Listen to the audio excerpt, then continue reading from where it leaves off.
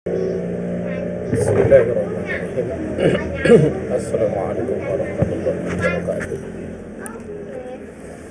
Alhamdulillahilladzi anzala alaina alkitaba tibyanan likulli syai'.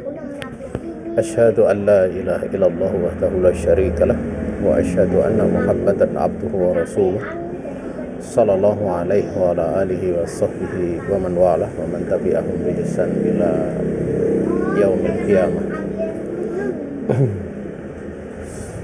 Peserta kajian Kamusa yang dirahmati Allah Subhanahu wa taala, di sore ini kita akan melanjutkan bahasan dari kitab Fiqh Sunnah Linisa, di mana pada pertemuan terakhir kita sudah membahas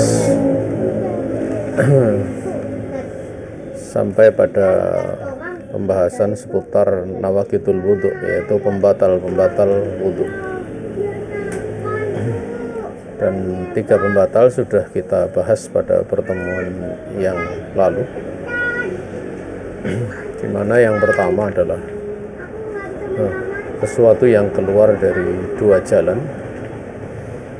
Kemudian yang kedua adalah keluarnya air mani, kemudian madhi, demikian pula wadi. Dan yang ketiga adalah tidur yang terlelap, ya. Kita menginjak pada yang keempat, yaitu zawalul akli bisukr awil igma'i awil junun, yaitu hilangnya akal dengan sebab mabuk ataupun pingsan ataupun gila. Dan ini dimaklumi, ya, bahwa kondisi-kondisi seperti ini merupakan pembatal daripada wudhu. Dan beliau di sini tidak menyebutkan dalilnya, karena dimaklumi bahwa andaikan tidur yang terlelap itu membatalkan wudhu, maka hilangnya akal, pingsan ataupun gila itu lebih pantas untuk batal wudunya. Makanya diterangkan wahada naqidun ijma'an fa inna dhuhula inda hadil umur ablagu minan naum. Ini adalah pembatal wudu menurut kesepakatan para ulama. Dikarenakan hilangnya, akal pada kondisi yang demikian, atau kondisi perkara-perkara seperti ini, itu lebih kuat dibandingkan tertidur, ya. Ini cukup jelas masalah ini. Kemudian yang kelima adalah masul farji biduni ha'ilin sawa'un kana bisyahwatin au biduniha, yaitu menyentuh kemaluan. Yang kelima itu menyentuh kemaluan tanpa penghalang, sama saja dengan syahwat ataupun tanpa syahwat. Menyentuh kemaluan ini ada silang pendapat di kalangan para ulama, ya, apakah itu membatalkan wudu atau tidak. Ada yang membatasi kaitannya dengan hail. Artinya menyentuh kemaluan yang tidak membatalkan wudhu itu manakala yang tanpa hail, ya. Artinya kalau tanpa hail dia batal. Tapi ada pula yang membahas menyentuh kemaluan di sini kaitannya dengan syahwat ataupun selainnya, ataupun tanpa syahwat. Artinya kalau dengan syahwat itu membatalkan. Karena dimaklumi bahwa kalau dengan syahwat itu tentu akan menjadi sebab keluarnya, ya, madhi, bahkan air mani, ya, dan itu membatalkan wudhu, karena sebagaimana telah berlalu pada pembatal yang kedua, yaitu khurujul mani wal madhi wal wadi. Tapi dengan syahwat itu dari sisi hal yang menyebabkan, ya, hal yang menyebabkan, ya. dari situlah kemudian dipanjangkan pembahasan. Kalau ada pembahasan kaitannya menyentuh dengan syahwat, maka bersentuhan dengan wanita itu sebagian ada yang mengatakan itu membatalkan wudhu, karena menyentuh wanita itu akan menyebabkan bangkitnya syahwat. Ya, itu menurut sebagian pendapat. Jadi tatkala menyentuh kemaluan, ya, dengan syahwat itu dianggap sebagai pembatal wudhu, ya, maka di situ akan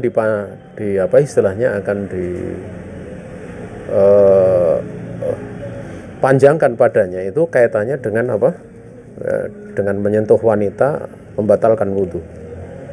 Ya. Tapi ada sebagian yang memandang bahwa tanpa kaitannya dengan menyentuh manakala tanpa hail atau tanpa penghalang, sehingga menyentuh tanpa penghalang itu menjadi pembatal wudhu. Naam. Ya. Dan memang hadis-hadis dalam perkara ini sebagaimana disebutkan oleh mu'alif kitab Fiqhus Sunnah Linisa, ada bab taharah di sini. Beliau mengatakan man massa dzakarahu falyatawadda wa ayu mamra'atin massat farjaha faltatawadda.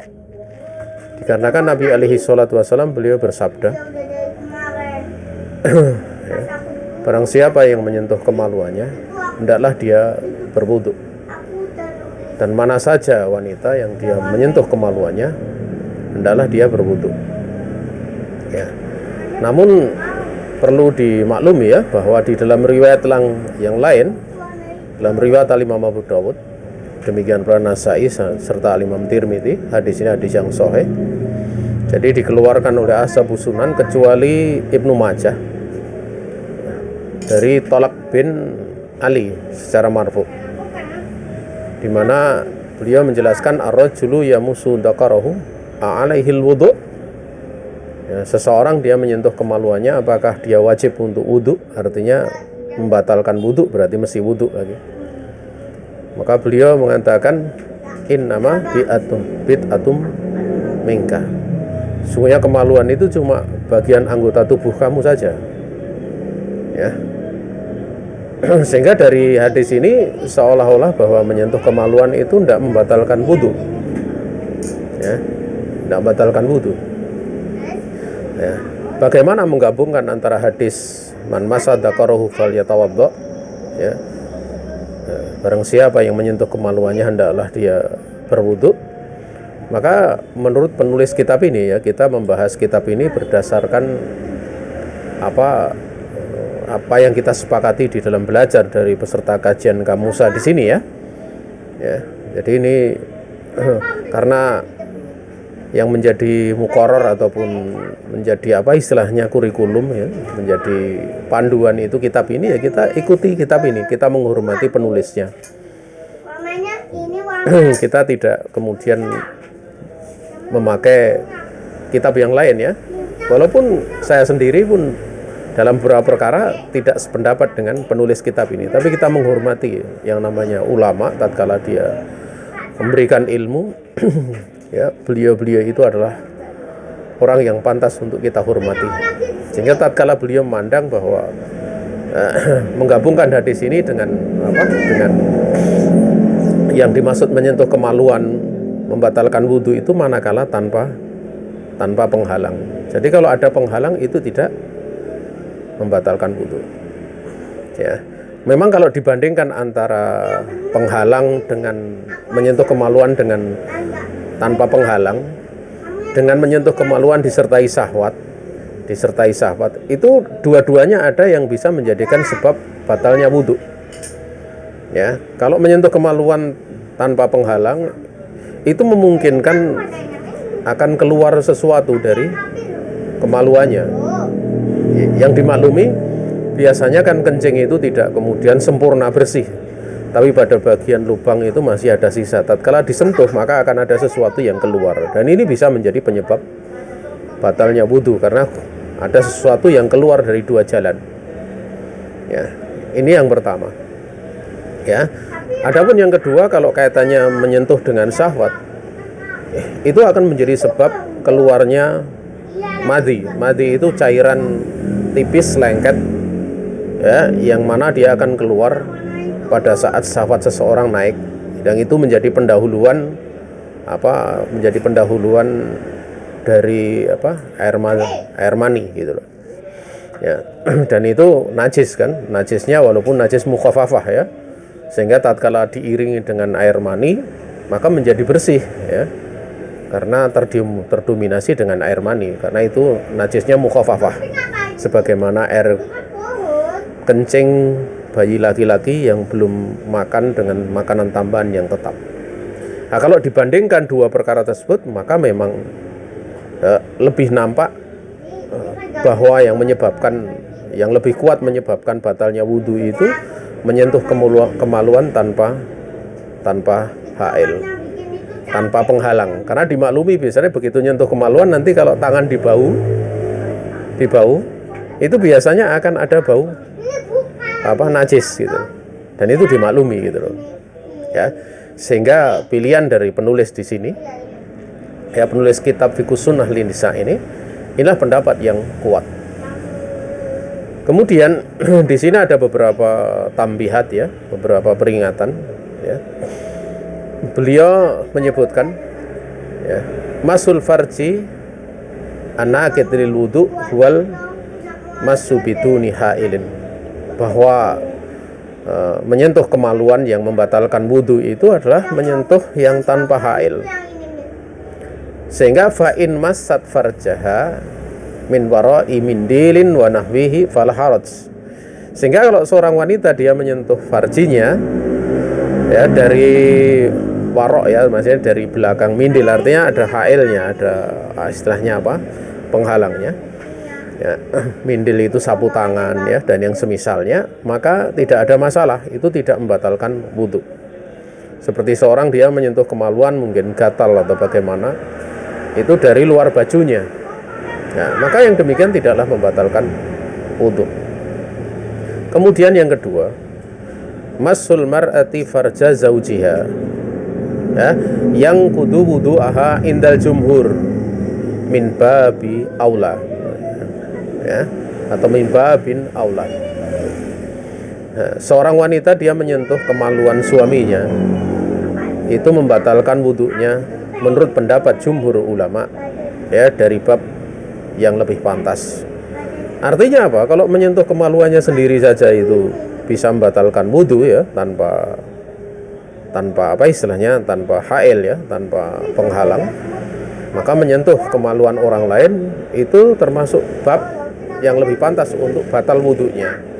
Tentunya yang dimaksud di sini adalah suaminya, karena seorang istri itu pakaian bagi suami, suami itu pakaian bagi istri gitu ya. Dan tidak perlu dibahas untuk menyentuh kemaluan orang lain, maksudnya lelaki lain, karena itu sudah di luar masalah itu, hukumnya haram kan. Wallahu ta'ala alam ya. Atau sama wanita dia menyentuh, seperti dokter wanita, dokter kandungan ya, maka dari situ termasuk menurut jumhur membatalkan wudhu ya. Namun sebagian ada yang berpandangan la yang kudu li adami dalil ya. Namun sebagian mengatakan bahwa itu tidak membatalkan wudhu, karena memang tidak ada dalil dalam masalah itu. Tetapi penulis kitab ini mengatakan wal awal ahwadu, bahwa yang awal, pendapat yang awal itu yang lebih hati-hati ya, pendapat yang awal itu yang lebih hati-hati. Dan kita manakala melihat seperti ini ya, kita nggak usah sibuk mempertentangkan ini mana yang lebih kuat itu. Tetapi ya, bahwa di antara bentuk fikih yang bagus itu adalah fikih yang mana fikih itu tidak menjadikan seorang itu berselisih. Manakala memang ada di situ perbedaan pendapat ya, tidak menjadikan berselisih. Makanya diterangkan oleh Syekh Shalih Al-Fauzan di dalam kitab Al-Mulakhas Al-Fiqhiyyu itu dikatakan bahwa al-khuruju minal khilaf ya, itulah yang dipilih. Keluar dari keluar dari perselisihan itulah yang dipilih. Kenapa? Karena persatuan itu ya, bersatu di atas al-haq gitu, di atas al-haq, itu adalah perkara yang dikehendaki di dalam syariat gitu. Sehingga Rasul alaihi salatu wasallam beliau bersabda, la tajtami'u hadil ummatu ya ala dolalah. Umat ini tidak akan sepakat di atas kesesatan.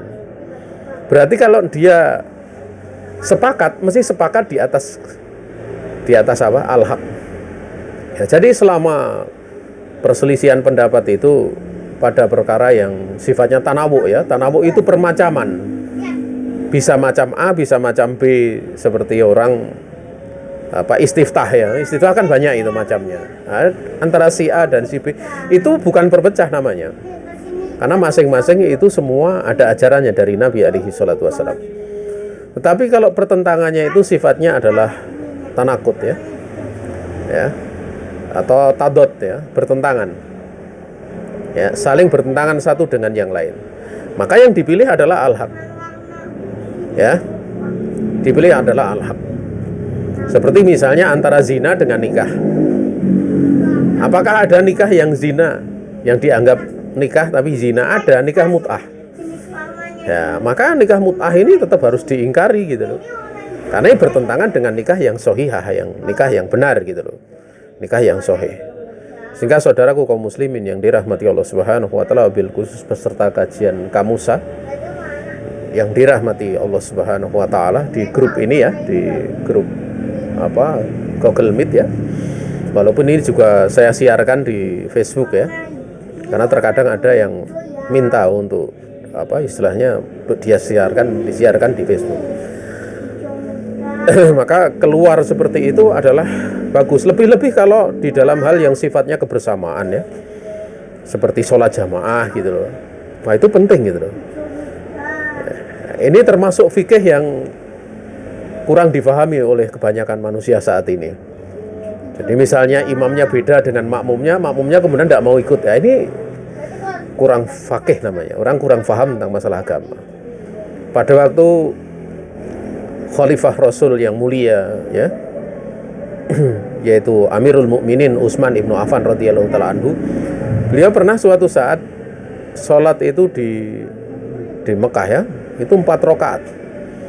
Padahal Rasul alaihi salatu wassalam, Abu Bakar, Umar dan yang lainnya itu kalau ke Mekah itu pada waktu haji dan yang semisalnya itu sholat yang rubai, yang 4 itu digosor gitu loh, digosor. Maka suatu saat Amirul Mukminin Utsman ibnu Affan radhiyallahu taala anhu, beliau sholat 4 rakaat itu.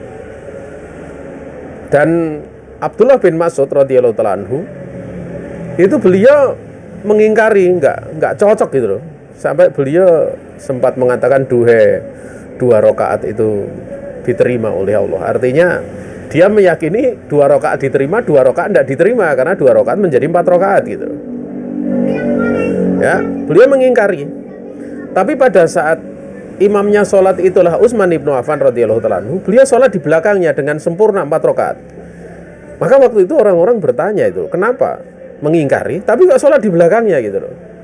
Maka beliau mengatakan al-ikhtilafu syarrun, perselisihan itu jelek. Ya, makanya kita mengikuti dari praktek yang ada dari orang yang memang punya istilahnya punya pemenang gitu. Itu jalan yang terbaik ya. Jalan yang terbaik karena akan menjaga persatuan umat. Menjaga persatuan umat. Ya, maka bersama pemerintah itu termasuk menjaga persatuan. Ya, kemarin sempat ada datang penanya ya, Ustadz bagaimana tentang masalah ini Taliban ini? Ya, Taliban. Ya kalau kita lihat dari sejarahnya ya, pada waktu terjadi peperangan antara Taliban dengan Aliansi Utara, itu para ulama sebagian ada mengatakan mereka 1000 kali lebih baik, bahkan berjuta-juta kali lebih baik daripada Aliansi Utara, karena Aliansi Utara itu ada yang komunis waktu itu, bersatu seluruh faksi memerangi Taliban sampai Taliban berkuasa. Namun pada saat berkuasa kemudian mereka melindungi istilahnya orang yang berpaham tidak benar ya, berpaham khawarij ya, berpaham pengeboman diri, bunuh diri, membunuh orang yang terikat dengan perjanjian, itu hukumnya haram. ya, karena Nabi alaihi salatu wasallam bersabda, man qatala mu'ahadan lam yarih raihatal jannah, atau lam yarah raihatal jannah. Barang siapa membunuh orang non muslim atau kafir yang dia terikat perjanjian tapi dibunuh, itu tidak akan merasakan baunya surga. Nah, dia menteror negeri-negeri non muslim yang sudah mengadakan perjanjian damai dengan negeri Islam, kemudian dibom, dihancurkan, itu hukumnya haram, tidak boleh. Hukumnya haram. Nah, dilindungi sampai terjadi pasukan Amerika masuk sana. Nah, sekarang kemudian setelah ditinggalkan berkuasa lagi kan, atau bukan, dia memberontak kemudian nah, maka di sini perlu dibahas ya, secara ilmu, bahwa pemberontakan itu kalau kemudian dia berkuasa walaupun caranya salah, itu sah kepemimpinannya, sah secara hukum Islam, sah kepemimpinannya ya. Dan kalau sah sebagai pemimpin, maka bagi rakyat ada hak-hak untuk apa istilahnya disikapi sebagai seorang pemimpin ya. Kalau ada kejelekannya tidak boleh diumbar di muka umum, tapi dinasehati dengan cara yang baik, dengan sembunyi-sembunyi. Adapun kita di Indonesia kan, ini pertanyaan itu orang ada penanya di grup bertanya pada kami ya di grup, itu bagaimana ya, kita sebenarnya tidak ada urusan dengan Taliban kan. Maka berkaitan sikap seperti ini ada dua hal yang perlu untuk diperhatikan. Pertama, itu berkaitan dengan tanfid di dalam sikap, menerapkan sikap. Maka menerapkan sikap itu adalah kita serahkan urusannya kepada penguasa. Bukan kita bersikap sendiri-sendiri, tapi kita serahkan. Dan kita dukung sikap dari pemerintah tersebut. Karena kita tahu bahwa setiap negara itu kan ada hubungan diplomasi, ada ikatan perjanjian yang kadang kita sendiri nggak tahu isinya perjanjian itu apa. Dan kita tahu yang namanya perjanjian yang sudah disepakati itu tidak boleh dikhianati gitu loh, tidak boleh dikhianati ya. Bahkan Nabi alaihi salatu wasallam bersabda, wala takun man khonaka, jangan kalian mengkhianati orang yang mengkhianati kamu. Jadi kalau misalnya ada orang yang dikhawatirkan mengkhianati perjanjian, ya dibatalkan saja perjanjiannya, bukan kemudian dikhianati. Mengkhianati perjanjian itu dalam kondisi apapun hukumnya mutlak haram. Ya, tidak diperbolehkan sama sekali mengkhianati perjanjian. Ya. Makanya Nabiullah Muhammad SAW pada waktu perjanjian Hudaybiyah, kalau kalian lihat ya, yang dari Mekah lari ke Madinah, itu harus dikembalikan karena Nabi sudah tanda tangan, sudah sepakat gitu loh. Yang dari Madinah balik ke Mekah tidak dikembalikan. Padahal kalau kita lihat ya, kalau sahabat yang lari dari Mekah ke Madinah, yang waktu itu ditangkap Nabi dikembalikan ke Mekah, itu kan tentu dihajar gitu. Apakah Nabi nggak menolong kaum muslimin, nggak menolong umatnya? Bukan masalah menolong dan bukan menolong, tetapi ya dilarang seorang muslim mengkhianati perjanjian. Apakah Nabi kemudian menangkap beberapa sahabat yang lari dari Mekah ke Madinah, diserahkan ke Mekah lagi? Itu kemudian bertentangan dengan Al-Quran dan Sunnah? Enggak. Ya, enggak. Makanya kalau paham ini enggak akan bingung. Misalnya kita hidup di negeri kita. Negeri kita itu didirikan dengan ada ikatan perjanjian sepakat untuk menjadikan Pancasila dan lain-lain. Enggak akan bingung masalah ini. Enggak akan bingung. Ya. Dan kalau kita lihat sebelum Indonesia berdiri itu kan kerajaan banyak ada di mana-mana. Di Aceh ada kerajaan, di Jawa Barat ada kerajaan, di Jogja ada kerajaan, di Irian Jaya ada kerajaan, di Maluku ada kerajaan, kemudian bersatu menjadi Indonesia. Nah, ini perkara yang patut untuk disyukuri. Patut untuk disyukuri. Nikmat ini. Ya. Di mana dengan banyaknya suku ya, dengan banyaknya apa istilahnya? Bahasa ya. Itu bisa bersatu gitu loh. Dan pada waktu pendiri bangsa kita itu kemudian mengadakan kesepakatan dengan ini dasar itu sebagai perjanjian ikatan kita, ya kita tidak boleh untuk mengkhianati. Ya, tidak boleh mengkhianati seperti itu. Oh ya, hukumnya haram gitu. Ya. Nah, ya. Jadi itu sudah ada pada pembahasan di dalam hukum Islam ya.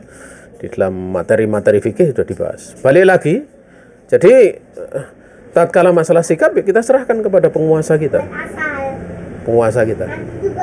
Ya, kita dukung apa yang menjadi kebijakannya.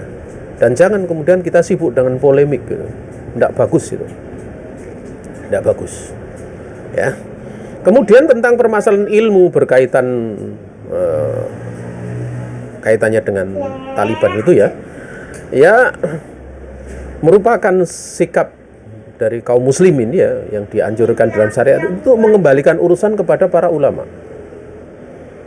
Artinya secara keilmuan dikembalikan kepada para ulama, kepada ahlinya gitu loh. Ya. Yang mana perkara-perkara yang rumit seperti itu yang menyangkut maslahah dan mafsadat besar itu diterangkan oleh Syekh Shalih Al-Fauzan. La yajuzu an yatakallama bin nawazil illa ahlul ilm. Beliau mengatakan tidak diperbolehkan untuk membicarakan urusan nawazil. Apa yang dikatakan nawazil itu perkara urusan besar yang menyangkut maslahah besar, ya, urusannya menyangkut orang banyak, tidak boleh membicarakannya kecuali para ulama. Ya, kecuali para ulama. Sehingga kita serahkan, kita tunggu saja.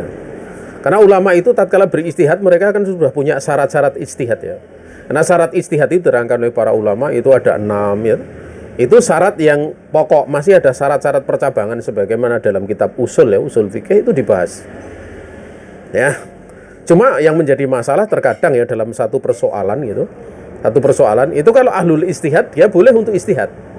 Adapun orang awam itu kan yang ada cuma taklid saja karena dia belum punya kemampuan, belum punya bekal untuk beristihad. Ya, masalah ini nasih atau mansuh, dalilnya nasih atau mansuh, kemudian ini umum atau khos, mutlak atau muqayyad, enggak tahu gitu loh. Mungkin hafal dalil, tapi belum tentu dia bisa menerapkan dalil kaifiyah untuk mengambil kesimpulan dalil, dia tidak bisa gitu. Yang menjadi masalah itu adalah golongan pertengahan. Dia awam bukan, ulama juga bukan. Ini yang repot gitu. Ya, karena dia punya ilmu sedikit, kemudian dia kadang beristihad sendiri. Sebenarnya orang pertengahan ini beristihad boleh. Untuk beristihad boleh, tapi harus dicekkan di hadapan ahlul ijtihad. Di hadapan ahlul ijtihad. Karena dulu para sahabat itu pada waktu berguru kepada Nabi, banyak para sahabat itu beristihad itu. Kadang satu persoalan dia beristihad seperti ini. Tapi setelah istihad ditanyakan kepada Nabi, ada yang benar, ada yang salah gitu loh. Nah, ini mirip di sekolah ya, mirip di sekolah misalnya kayak mahasiswa kuliah itu kadang ngeritik secara ilmu demikian itu.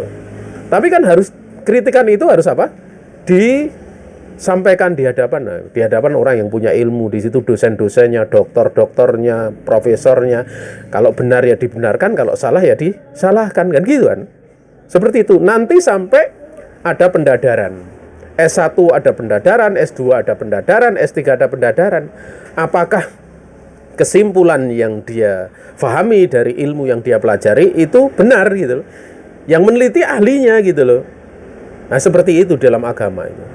Oleh karena itu bagi keadaan yang ketiga ini penuntut ilmu kalau kemudian dia menyampaikan sesuatu ya, dia mesti mesti melihat bagaimana para ulama berbicara tentang perkara tersebut sehingga tidak keluar dari pendapat-pendapat yang sudah ada ya. Nah, karena kalau para ulama itu istihad, andaikan salah pun tidak tepat pun dapat pahala 1. Kalau benar mereka dapat pahala 2. Adapun yang belum punya belum punya alat untuk istihad, itu tidak ada rukhsah gitu, kemudian dapat pahala 1. Kecuali kalau masalahnya darurah dan untuk dirinya sendiri. Maksudnya darurah untuk dirinya sendiri, misalnya dia ke hutan. Ya, di hutan kemudian dia nggak dapati apa saja, nggak lihat matahari dan lain sebagainya. Kemudian dia mau sholat, ini waktunya kapan? Nggak bawa jam gitu. Wah, dia kira-kira duhur. Akhirnya sholat duhur padahal masih jam 11. Begitu keluar hutan, kan sudah malam. Dan dia nggak tahu bahwa tadi sholat duhurnya itu jam 10 atau 11. Maka walaupun salah, dia dapat pahala. Dia dimaafkan, karena dia tidak tahu. Ya, ini tidak tahu. Ini urusannya untuk dirinya sendiri. Maka kondisi seperti itu tidak ada masalah. Ya, fala haraj. Ya. Sehingga jamaah yang dirahmati Allah Subhanahu wa taala, kalau itu masalah yang sifatnya nawazil ya. Masalah-masalah nawazil itu banyak ya, termasuk corona ini masalah nawazil ya. Makanya banyaknya yang berbicara ya, selain ahlinya itu akan menjadikan ketidakkompakan. Kalau ketidakkompakan itu kesulitan bangsa mesti akan tergerus. Tapi kalau kompak semua, ingat ya, kompak semua itu musuh mikir gitu. Musuh mikir untuk bisa menguasai.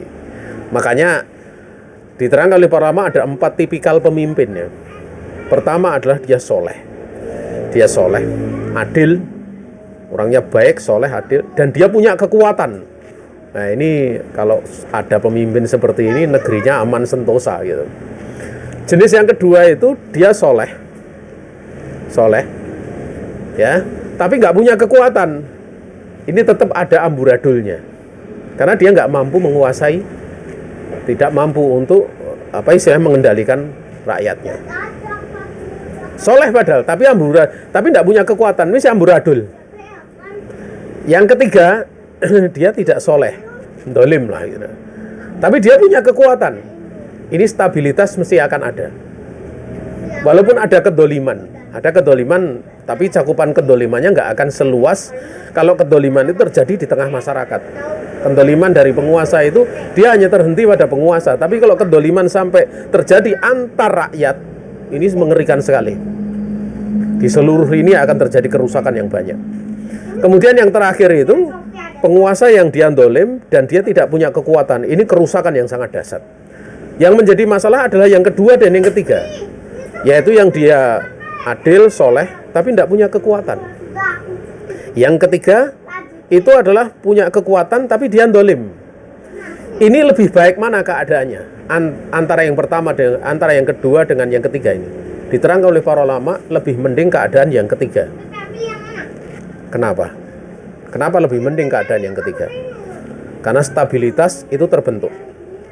Dan tatkala stabilitas terbentuk, musuh negara atau musuh dari negara lain itu akan mencaplok atau akan merusak, itu berpikir. Tapi kalau pada jenis yang kedua, maka akan terjadi apa yang terjadi. Mereka akan memecah belah walaupun pemimpinnya baik, rakyatnya dikompori supaya terjadi perselisihan antara rakyat dengan penguasa, penguasa dengan rakyat, rakyat dengan rakyat, penguasa dengan penguasa.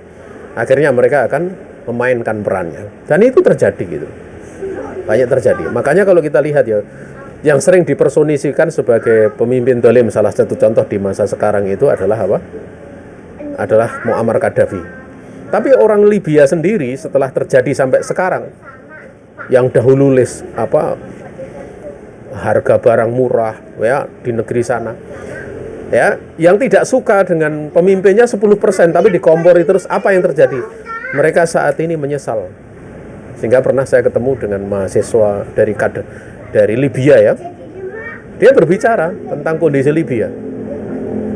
Ya, dia kuliah di Jogja. Ya, dia sampai harus mengungsi di Malaysia sekarang. Karena negaranya tidak stabil. Ya. Dan rakyat Libya menyesal gitu karena sampai terjadi apa yang terjadi. Dulu nggak seperti itu. Memang dulu ada kedoliman dari penguasa, tetapi tidak sampai merebak di seluruh negeri. Nah, maka orang yang punya akal dia bisa memahami hal yang demikian. Wallahu taala alam. Jamaah yang dirahmati Allah Subhanahu wa taala, afan di sore ini sebenarnya ini pembahasan fikih wanita tapi sedikit menyimpang ya. Ya, sedikit tidak pada materi kita, tema kita. Kenapa ya? Ya karena sedang ramai gitu masalah isu ini dan banyak ditanyakan gitu, sehingga saya singgung ya. Untuk perkara seperti ini ya kita kembalikan, kita serahkan urusannya kepada pemerintah.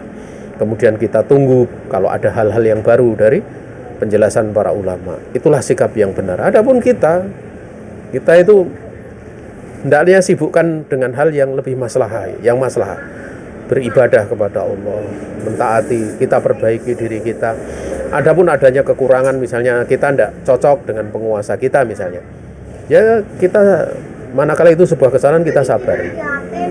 Kemudian kita doakan dengan doa kebaikan sebagai wujud ketulusan kita di dalam mencintai pemimpin kita. Dan bagi orang yang mampu untuk menasehati, ya tentu yang menasehati ini dia menasehati dengan sembunyi-sembunyi. Karena menasehati dengan sembunyi-sembunyi itu akan menjaga kehormatan dan akan lebih mudah diterima gitu. Beda kalau diomongkan di depan, itu nih saya justru yang terjadi reaksinya bisa marah, ya, maka akan memperbesar kesalahan yang sebelumnya. Ya, dan itu difahami di dalam akal-akal manusia. Kemudian ya, yang ketiga adalah masul mar'ati duburaha la yang kudul wudu li adami dalil. Nah ini termasuk dari sisi kelemahan. Kalau ini walaupun penulis berpandangan seperti ini, ya, maka perlu untuk saya berikan penjelasan. Karena memang ranah yang dibahas seperti ini lebih ke arah ranah ranah dohiri. Dan ini perlu untuk dikritik ya. Wal aslu al baro'atu li anna dubura la yusama farjan wala yasihu qiyasuhu alaihi li adamil illati al jami'ati bainahuma. Ya. Penulis beliau mengatakan wanita menyentuh duburnya. Dubur itu bagian keluarnya buang air besar, itu tidak membatalkan wudu karena tidak ada dalil. Ini benar-benar nggak bisa diterima gitu. Tidak ada dalil katanya. Dan asal di dalam pensyariat itu al-baro'ah. Maksudnya adalah al-baro'atu dhimma. Al-baro'ah minad dhimmah ya. Lepas dari tanggung jawab. Kan dalam agama itu asal dari segala sesuatu kan haram. Kecuali yang diperintahkan oleh Allah. Artinya asal dari perkara tersebut kalau memang tidak ada dalil berarti tidak ada tanggung jawab gitu loh. Sehingga tatkala tidak ada dalil menyebutkan batalnya wudu karena itu, berarti dibawa kepada asalnya. Makna asal yaitu al-baro'ah, atau yang dikatakan dalam istilah usul namanya istishabul hal namanya. Istishabul hal. Ya, beliau mengatakan dikarenakan dubur itu tidak dinamakan farji. Ya, dan beliau mengatakan dan tidak sah mengkiaskan padanya, ya, karena tidak adanya ilah yang mengumpulkan di antara keduanya. Mengatakan tidak ada ilah yang mengumpulkan di antara keduanya itu sesuatu yang jauh. Kenapa? Ya, karena tatkala beliau membabkan ya pada pembatal yang kelima masul farji biduni ha'il, berarti kalau dengan ha'il itu tidak batal, di mana yang membatalkan itu manakala dengan ha'il ya, dengan pembatas ya, itu kan dimaklumi ilahnya sebenarnya ilah apa toh? Kalau kaitannya kemaluan, ilahnya kan khuruju al-baul atau khuruju ahadu ya, salah satu min sabilaini, salah satu dari yang di antara dua jalan, entah kencing ya.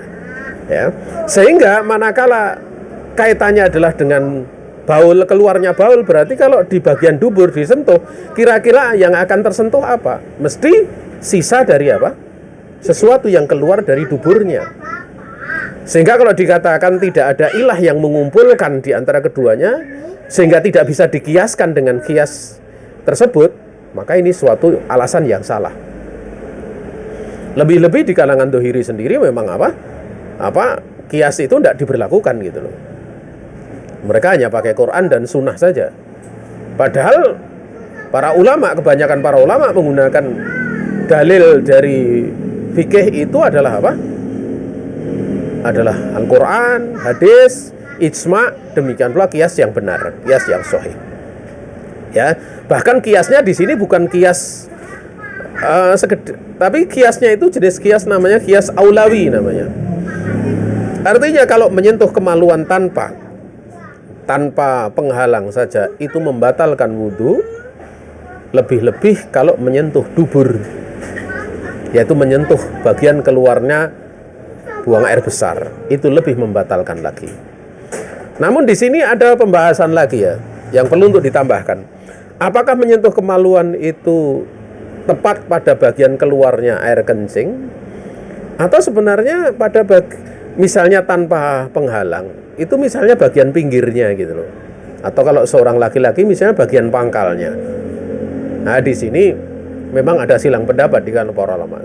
Sebagian mengatakan ya, kalau menyentuh bagian ujungnya, tempat keluarnya najis, itulah yang membatalkan. Tapi kalau bagian pangkalnya enggak. Tetapi fal ahwat ya, yang lebih hati-hati untuk menjauhi dari hal yang demikian. Ya. Karena itu akan menjadikan letak sak, was-was, ragu-ragu, was-was dan yang semisalnya.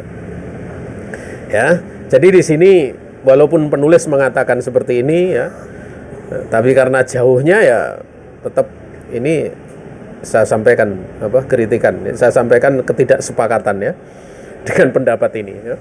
Kemudian yang keempat, masul mar'ati dzakara tifliha la yang kudul wudu akadzalik. Ya, seorang wanita menyentuh kemaluan anaknya misalnya, itu tidak membatalkan wudu. Ya, kadzalik demikian. Itu menurut penulis ya, walaupun di situ ada pembahasan.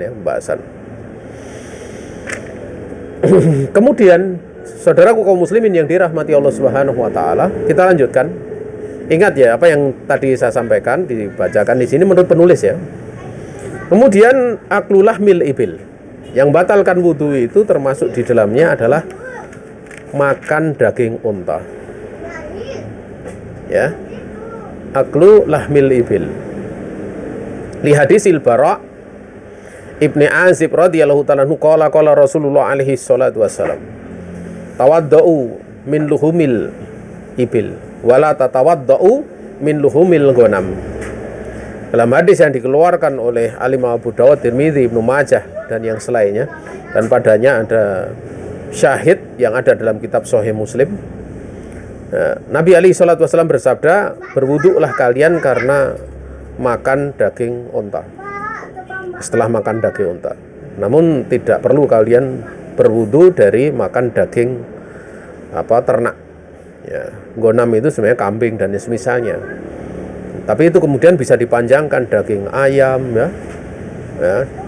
Termasuk pula daging apa lagi? Ya, daging ikan ya. Itu enggak Ya. Namun kalau wudu bagaimana? Ya, kalau wudu dijelaskan ya, itu hukumnya mustahab. Ya, hukumnya mustahab. Di dalam riwayat yang dikeluarkan oleh Al-Imam Muslim dan juga Al-Imam Ahmad, hadis yang sahih ya, bahwa su'ilan Nabi alaihi salatu wasalam ana tawadda'u min luhumil ghanam qala in syi'ta tawadda wa in syi'ta fala tawadda. Ya. Ya. Qalu ana tawadda'u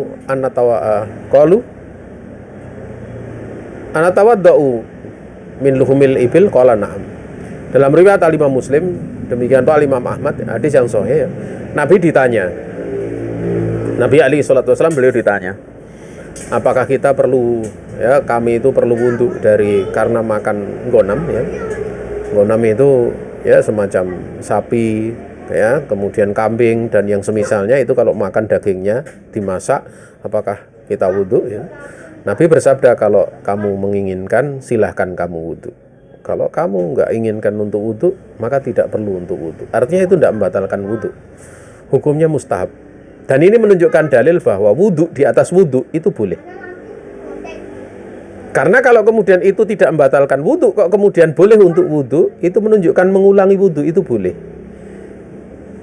Makanya ada istilah namanya tajdidul wudu, memperbaiki wudu, memperbarui wudu.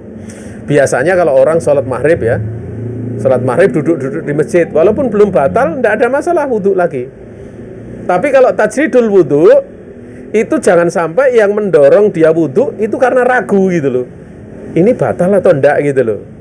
Batal atau enggak. Kalau misalnya dia ragu wudu atau tidak, batal atau enggak gitu loh, kemudian dia mau wudu, berarti yang mendorong keraguan. Maka ibadah itu la yubna ala syak. Ibadah itu enggak dibangun di atas keraguan, tapi mesti dibangun di atas keyakinan gitu loh. Ibadah itu dibangun di atas keyakinan. Naam. Ya. Sehingga kalau mau wudu misalnya, tadi saya batal belum ya gitu loh. Misalnya ba'da maghrib mau sholat isya, tadi saya batal belum ya? Ya, tajdidul wudu. Wah, tadi batal atau belum ya? Dia ragu-ragu. Ya, maka harus langsung dihapus. Dia pastikan dia belum batal. Kenapa? Karena al-yakinu la yazulu bisa. Karena sesuatu yang yakin itu tidak bisa digugurkan dengan yang ragu. Kalau yang yakin dia wudhu, batalnya ragu gitu loh. Berarti yang ragu tidak bisa mengalahkan yang yakin. Itu seperti itu. Baru setelah itu dia wudhu. Oh, yakin saya masih wudhu, tapi saya ingin memperbaiki wudhu. Jadi wudhunya bukan karena hati-hati. Bukan karena hati-hati, tapi dia yakin kalau dia masih belum batal dan dia ingin tasdidul wudhu, memperbaharui wudhunya. Ya. Nah, dalilnya adalah ini bahwa Nabi memberikan pilihan, kalau mau wudhu ya silahkan, kalau tidak mau wudhu ya tidak perlu wudhu gitu. Berarti apa? Berwudhu dalam kondisi belum batal itu boleh. Itu mustahab hukumnya ya, karena makan daging istilahnya gonam ya, daging sapi, onta, sapi kemudian onta, bukan sapi, kambing dan lain sebagainya. Kalau onta dia batal statusnya. Ya. Kemudian qala ya. Kemudian tatkala Nabi berkata in syi'ta tawadda wa in syi'ta fala tatawadda. Kemudian mereka mengatakan ana tawadda'u min luhumil ibil, apa kami perlu untuk berwudu karena makan daging unta? Nabi mengatakan na'am, ya. Kalau itu harus tidak diberi pilihan oleh Nabi. Itu menunjukkan makan daging unta itu membatalkan wudu. Di tempat kita ya hal ini kurang masyhur, toh di sini ya juga tidak ada daging unta gitu. Kalau toh ada ya bisa diprotes gitu, karena kalau unta kan milik kebun binatang gitu ya, dan harganya juga mahal ya.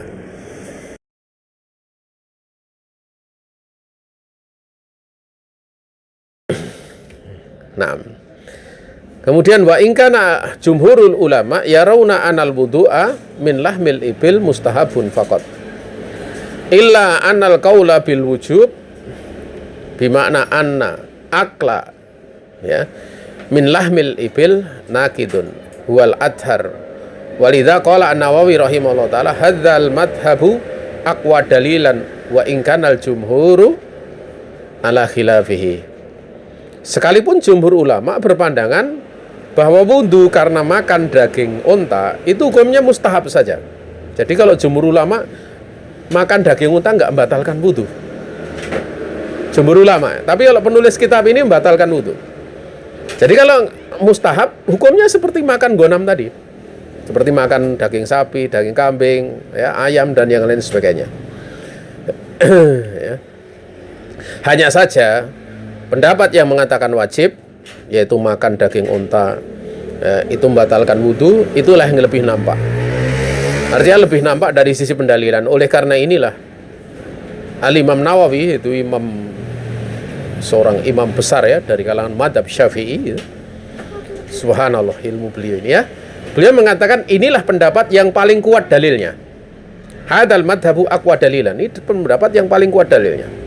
Sekalipun jumhur menyelisih ini ya. Ini pendapat Al-Imam Nawawi. Jadi Imam Nawawi pun memandang bahwa daging unta gitu kalau dimakan batalkan wudu. Beliau memandang ini pendapat yang paling kuat.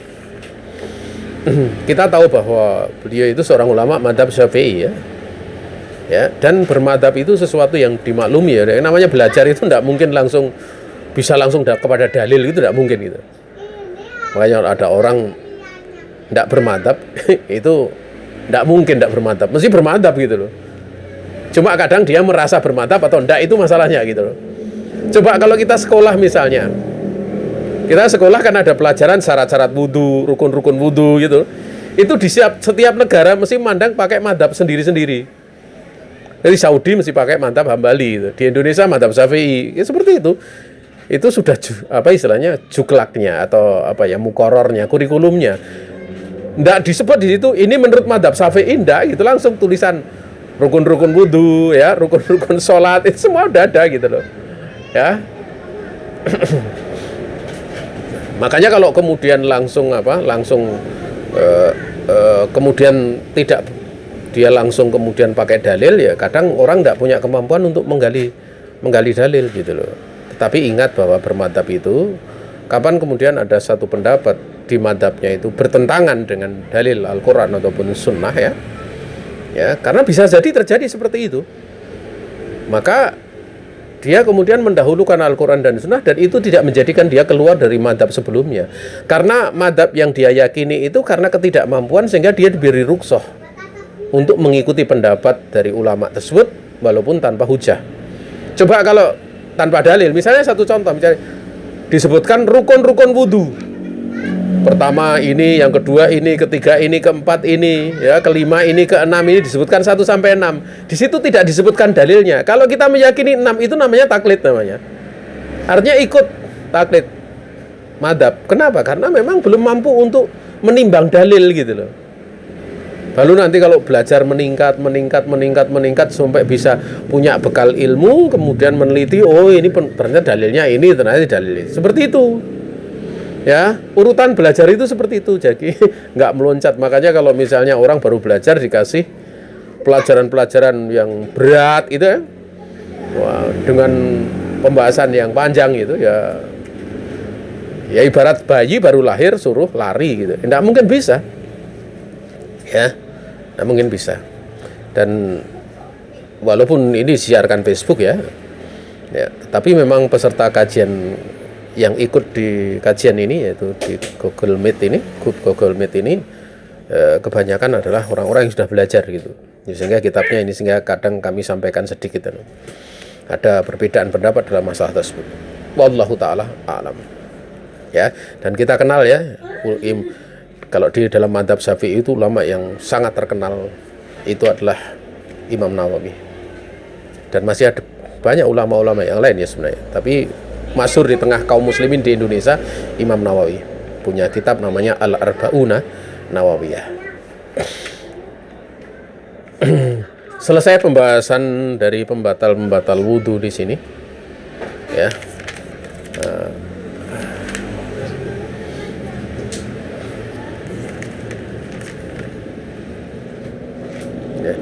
Kemudian pada pertemuan yang akan datang kita akan bahas tentang umurun lah tangkudul wudu.